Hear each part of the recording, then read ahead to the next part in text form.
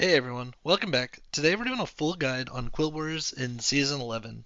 Quilboars aren't the strongest tribe right now, but they're very flexible. If you know how to enable their gem scaling and when to commit, they can be an absolute carry to a first place in almost any game. In this video, we're going to cover how to enable Quilboars, how to transition into the mid game, what endgame comps exist, how they're able to play within the quest meta and quest rewards. So first, to start off, is how to enable Quilboars. The first This is like the first step to really any tribe, and the main scaling for Quilboars comes from their blood gems. So the most important things that you can do with the Quilboars is start buffing the blood gems early.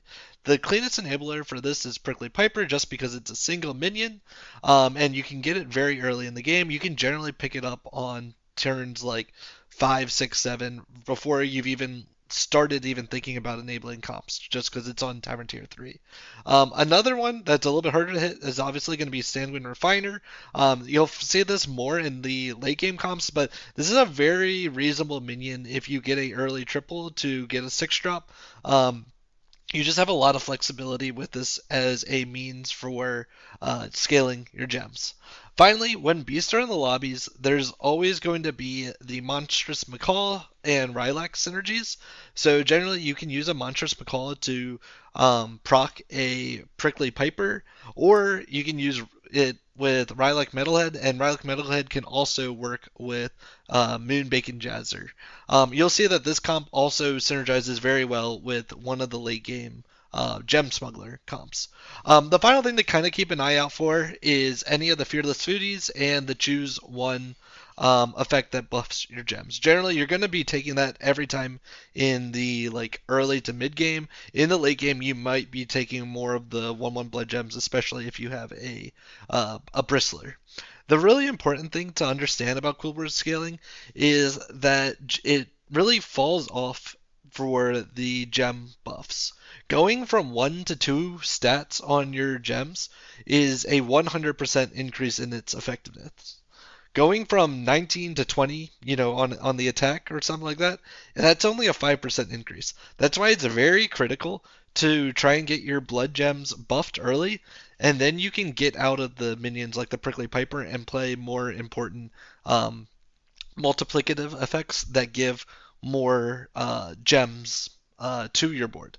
And that goes into when should you actually be committing to Quilboars. So after you've already enabled Quilboars via buffing your gems, the biggest part of the mid game is finding gem generation. The best minions for this on Tavern Tier, I believe it's 3, is Roadboar, which is a rally whenever it attacks, it gives you 3 blood gems. And then Razorfen, which is the Tavern Tier 4, whenever it attacks, or sorry, I guess rally, it plays 3 blood gems on itself.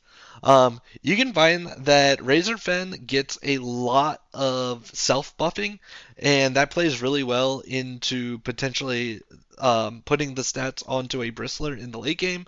Also, you'll see throughout this game, just we played a lot of undead comps, and that's just a way for it to almost go infinite in a lot of the battles and just get a lot of stats, and it's a very good minion for stabilizing. Roadboard is just there, if you see it early, it especially works really well with the quest, and we'll go into that as well.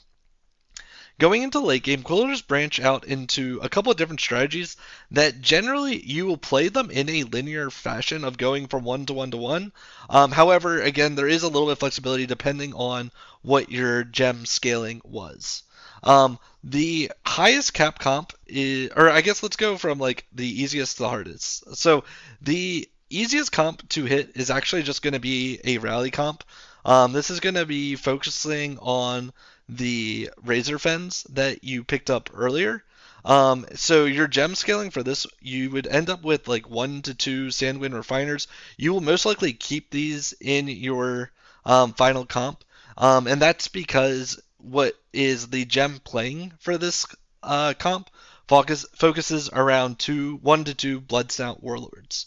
So 1 to 2 Sanguine Refiners, 1 to 2 Warlords. Then you'll probably run something like 1 to 2 Razor Fens, and then you might finish with like 1 to 2 Bonkers, and the Bonkers is probably your worst unit, in which case you might want to just play like a Taunt or a Tech unit instead. Really, what this focuses around is very linear scaling of every turn you're going to buff your gems 1 to 2 times with the refiners, and then warlords are going to be playing all those blood gems throughout. The main issue with this comp and why it's kind of the lowest cap is you don't have a lot of permanent scaling in this. All your gems are from the warlords and they eventually go away. You can potentially get around that by playing like dragons and poet, but I find that ends up taking up too many spots, and then you end up just not having enough of the actual relevant minions.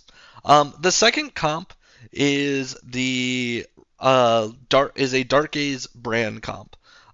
So this is probably a more medium cap comp. What it leverages is just one Dark Gaze and one brand, and then you will play something like 4 Quilboars, the best of which is going to be Bristler. And where this comp actually shines is going in what's going to be the last comp, but it's going to be like an all-in Bristler comp. Where this comp does really well is it transitions very easily into a Rylak Smuggler comp. This is another comp that is kind of like the rally comp where the most of the stats aren't going to be permanent, but the difference between this and the other one is there's a lot of exponential scaling happening in it. Again, this is very important that you've already buffed your gems because you're not going to have the board spots to actually buff your gems, but the focus around this is going to be something like you play a Monstrous Macaw, you have a Rylak and a Gem Smuggler, and then you can make it exponentially scale in each combat by adding something like a Titus and Bran. And this comp, you can easily go into it if you were already doing a Rylak Macaw and Jazzer in the early to mid game. It is very important that you do at least get a little bit of attack from a Piper at some point during the game. Finally, the last strategy that you can potentially go is a all-in Bristler strategy.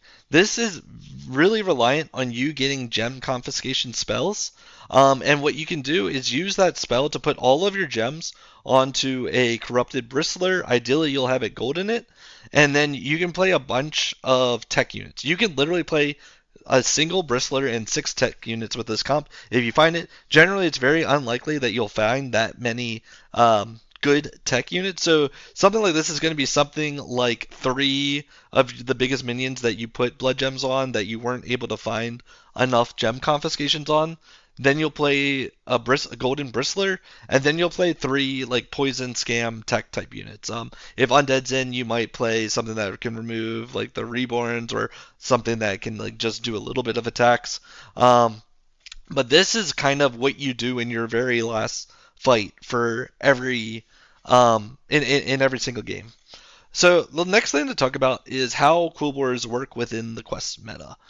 Sorry that like we were going through the strategies. Now we're going back in the game a little bit to turn 4 or whatever when we're thinking about quests. But one of the reasons why Quilboars do as well as they are is they line up with quests, the quests like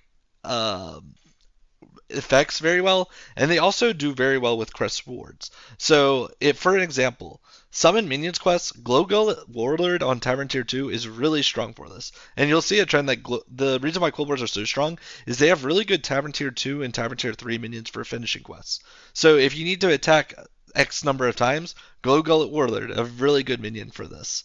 Minions die. Glow Gullet Warlord is a really huge minion for this.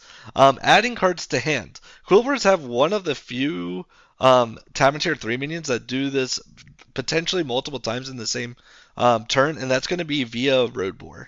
If you can potentially get 2 attacks from a Roadboar, you're generating 6 minions or 6 spells. So adding cards to your hand becomes a lot easier. Additionally, casting spells. Blood gems are considered spells, so this is one of the few tribes that can actually do that a lot. I would say Quilboars are actually better than Nagas when it comes to adding cards to hand and casting spells.